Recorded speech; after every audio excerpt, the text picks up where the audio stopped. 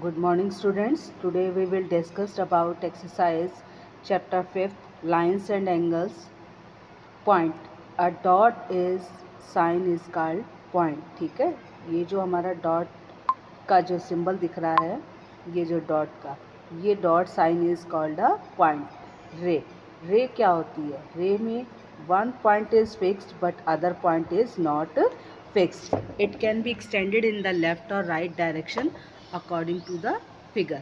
ठीक है, इसमें में ये according to the figure का मतलब क्या है यहाँ पर कि आप यहाँ देख रहे हैं एक रे मैंने इस टाइप से बनाई हुई है और दूसरी रे जो है इस टाइप से. अब इसमें क्या राइट साइड में आप जितना चाहो उतना बढ़ा सकते हो और इधर लेफ़्ट साइड में यहाँ एरो डला हुआ है तो लेफ़्ट साइड से आप जितना चाहो उतना इसको इंक्रीज़ कर सकते हो. ठीक है. लाइन क्या होती है? A line have no fixed distance, it can be extended from both sides. Both sides का मतलब क्या है कि दोनों ही साइड से, लेफ़्ट साइड से भी और राइट साइड से भी, दोनों साइड से इसको एक्सटेंड कर सकते हैं. राइट साइड और ये left side. L for left और आर फॉर राइट. ठीक है. लाइन सेगमेंट क्या होता है? It can not be extended from both sides. इसको दोनों साइड से ही नहीं बढ़ाया जा सकता. It's distance is fixed. इसका डिस्टेंस जो होता है वो फिक्स होता है. इसका डिस्टेंस 2 सेंटीमीटर, 5, 6, 7 कुछ भी हो सकता है. ठीक है. फिर आता है रिलेटेड एंगल्स. रिलेटेड एंगल्स क्या होते हैं?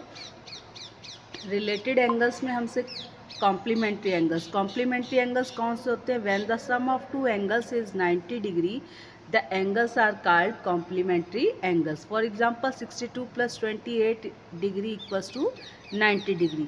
यानी कि अगर हमसे 28 डिग्री का कॉम्प्लीमेंट पूछा जाएगा तो 62 डिग्री हो जाएगा और 62 डिग्री का अगर कॉम्प्लीमेंट पूछते हैं तो 28 डिग्री होगा, क्योंकि दोनों ही जब एक दूसरे में ऐड किए जाएंगे तभी हमें 90 डिग्री मिलेगा. क्लियर. उसके बाद नेक्स्ट आता है हमारा सप्लीमेंट्री एंगल. सप्लीमेंट्री एंगल में क्या होता है?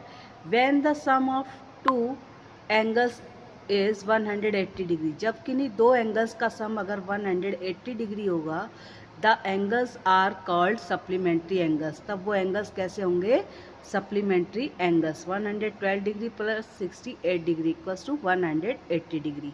उसके बाद जो है एडजेसेंट एंगल्स. एडजेसेंट एंगल्स क्या होंगे? Adjacent angles have a common vertex. कोई एडजेसेंट एंगल्स होंगे तो उसका जो वर्टेक्स होगा वो कॉमन होगा. वर्टेक्स कॉमन मीन्स क्या होगा? जैसे कि ये हमें दिया हुआ है यहाँ पर, ये कॉमन होगा. ठीक है. तो कहता है angle AOB plus angle BOC are adjacent angles.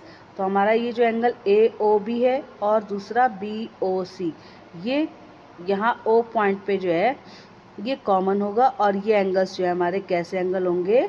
Adjacent angles होंगे. क्लियर हो गया इतना सभी को? ठीक है.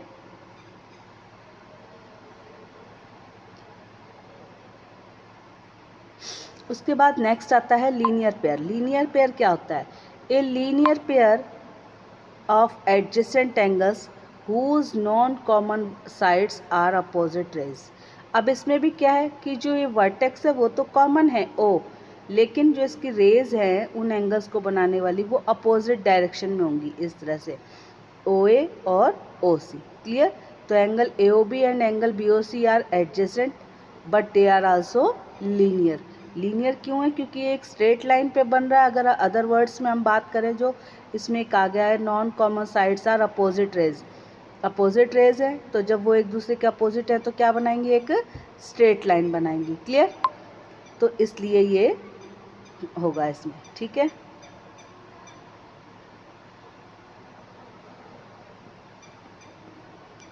उसके बाद नेक्स्ट जो है हमारा vertically opposite angles. Vertically opposite angles when two lines intersect the vertically opposite angles so formed are equal. Vertically opposite angles is always equal. अब इसमें वो कैसे कह रहा है इक्वल? अब वर्टिकली अपोजिट एंगल्स तो होंगे लेकिन कहाँ बनेंगे वो? इंटरसेक्टिंग लाइंस में. ये लाइंस कैसी हैं? Intersecting lines. ठीक है. इसमें एंगल 1, 2, 3, 4 हमने अपनी तरफ से नेमिंग कर ली. तो 2 का अपोजिट कौन है? 4. 3 का अपोजिट कौन है? 1. या 1 का अपोजिट कौन है? 3. 4 का अपोजिट कौन है? 2. तो इस तरह से angle 1 equals to angle 3 and angle 2 equals to angle 4. ये हमारे वर्टिकली अपोजिट एंगल है और ये इक्वल होंगे. ये हमेशा कहाँ बनते हैं? इंटरसेक्टिंग लाइंस के अंदर. उसके बाद नेक्स्ट आता है हमारा ट्रांसवर्सल लाइन. अब ट्रांसवर्सल लाइन क्या होता है? A line that intersect two or more lines at distance distinct point is called a transversal line. ठीक है, तब वो हमारी क्या कहलाती है? ट्रांसवर्सल। ठीक है, उसके बाद नेक्स्ट आता है हमारा angles made by a transversal line. अब ट्रांसवर्सल लाइन का जैसे फिगर क्या होता है वो भी हम थोड़ा सा देख लेते हैं।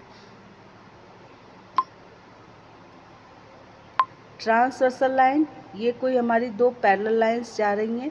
ठीक है, इस तरह से इन पैरेलल लाइंस को मैंने नेम दे दिया ए और बी। ठीक है, अब एक लाइन जो है वो ऐसे कट करती हुई जा रही है इसको, और ये 2 पॉइंट्स पे इंटरसेक्ट कर रही है, इसलिए इसको क्या बोलते हैं?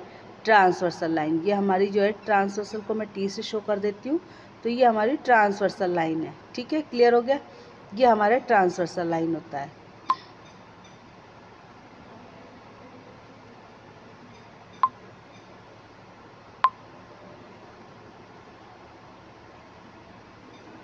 क्लियर? उसके बाद नेक्स्ट आता है हमारा अब angles made by a transversal line. अब ट्रांसवर्सल लाइन आप सबने देखा कैसे बनी थी, जैसे कि ये फिगर में मैंने यहाँ शो कर रखा है। ये दो लाइंस बनी हुई हैं ये। ठीक है, इनको हम ए भी नाम दे देते हैं इस तरह से, और ये टी, ये ट्रांसवर्सल लाइन है ये जो जा रही है हमारी। ठीक है, अब इसमें कह रहा है इंटीरियर एंगल्स। इंटीरियर एंगल्स कौन से होंगे? 3, 4, 5 एंड 6, ये इंटीरियर एंगल्स होंगे। ठीक है, एक्सटीरियर एंगल कौन से होंगे? 1, 2, 7, 8, ये एक्सटीरियर एंगल हो गए। अब पेयर्स ऑफ कॉरस्पॉन्डिंग एंगल्स क्या होंगे हमारे पास यहाँ? Angle 1 and 5, angle 2 and 6, angle 3 and 7 and angle 4 and 8। इसको हम फिगर में भी देख सकते हैं इस तरह से, 1 और 5।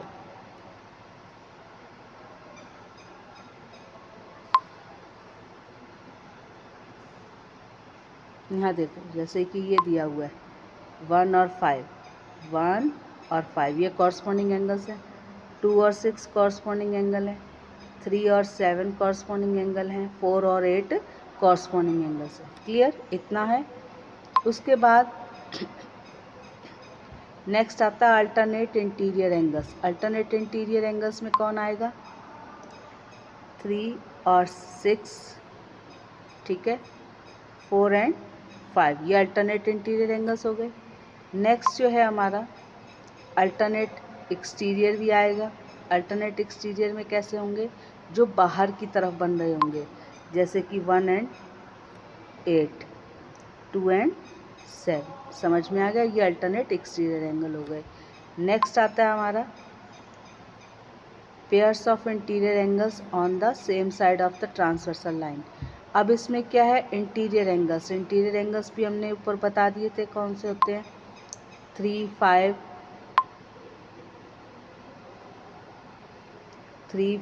4, 6, ये इंटीरियर एंगल्स होंगे।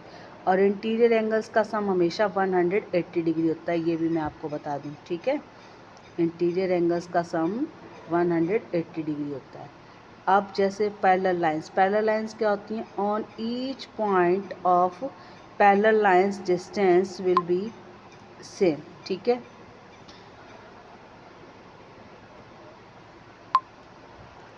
जैसे कि आप ये फिगर में देख रहे हैं, इस तरह से कोई पैरेलल लाइंस है। ठीक है, ये कोई पैरेलल लाइंस दे रखी हैं, इसके हर एक पॉइंट पे इस तरह से, अगर मान लो ये 1 सेंटीमीटर है तो सब 1 सेंटीमीटर के डिस्टेंस होगा इन दोनों के बीच के, यहाँ से इनका बीच का डिस्टेंस ये। ठीक है, ये। अब इंटरसेक्टिंग लाइंस क्या होती है? Which lines intersect on a common point. अगर कोई दो लाइंस किसी एक कॉमन पॉइंट के ऊपर इंटरसेक्ट करती हैं तो वो क्या कहलाती हैं? Intersecting lines. अब इंटरसेक्टिंग लाइंस होती हैं, इंटरसेक्टिंग पॉइंट भी होता है, वो क्या होता है? On which point lines are intersect is called intersecting lines. Clear? उसके बाद अब आ जाता है हमारा एक्सरसाइज। एक्सरसाइज हमारी क्या? 5.1।